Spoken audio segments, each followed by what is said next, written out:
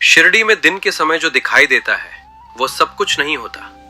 असली रहस्य तब शुरू होते हैं जब मंदिर के कपाट बंद हो जाते हैं, दीपक की लौ धीमी हो जाती है और सन्नाटा बोलने लगता है। कहते हैं साईं बाबा ने कभी नहीं कहा कि वे चले जाएंगे। उन्होंने सिर्फ इतना कहा था कि वे अपने भक्तों की रक्षा करेंगे। और कई बार ऐसा हुआ है जब रात के सन्नाटे में बिना किसी घोषणा के बाबा की उपस्थिति महसूस की गई है।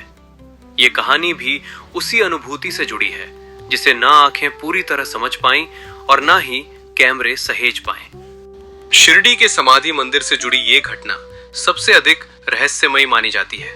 ये किसी सामान्य भक्त की नहीं बल्कि उस व्यक्ति की है जो स्वयं समाधि मंदिर में सुरक्षा ड्यूटी पर तैनात था।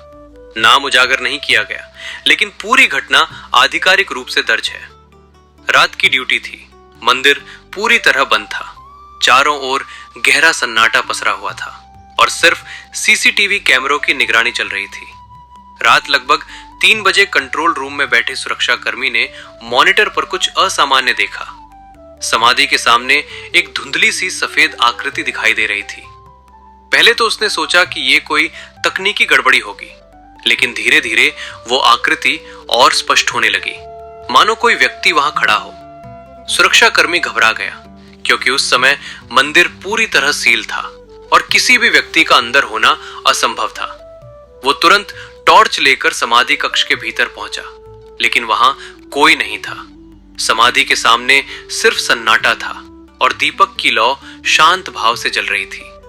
वो वापस कंट्रोल रूम आया तो मॉनिटर पर वही आकृति अब भी दिखाई दे रही थी और इस बार जो दृश्य दिखा उसने उसके रोंगटे खड़े कर दिए। वो आकृति समाधि की ओर झुक रही थी, जैसे नमन कर रही हो या स्वयं उसमें विलीन हो रही हो। तभी अचानक मॉनिटर झपकाया और पूरी स्क्रीन काली हो गई। एक साथ सभी कैमरे कुछ सेकंड के लिए बंद हो गए, जबकि बिजली की कोई समस्या नहीं थी। अगली सुबह तकनीकी टीम ने पूरी जांच की, लेकिन उस समय का पूरा फुटेज गायब था। ना रिकॉर्ड मिला, ना बैकअप। मानो वो समय कैमरों के लिए अस्तित्व में ही ना रहा हो। लेकिन उस सुरक्षा कर्मी की स्थिति बदली हुई थी। उसका शरीर कांप रहा था, पर उसकी आंखों में डर नहीं बल्कि गहरी श्रद्धा थी। उसने बस इतना कहा कि जिसे लोग समाधि कहते हैं वो अंत नहीं है। बाबा वहां विश्राम करते हैं, जाते नहीं। कुछ महीनों बाद उसने नौकरी छोड़ दी और आज वो शिरडी में एक साधारण सेवक के रूप में सेवा करता है। वो कभी कैमरों की बात नहीं करता, बस इतना ही कहता है कि कुछ चीजें दिखाई नहीं देती लेकिन होती जरूर है। जय साईं राम।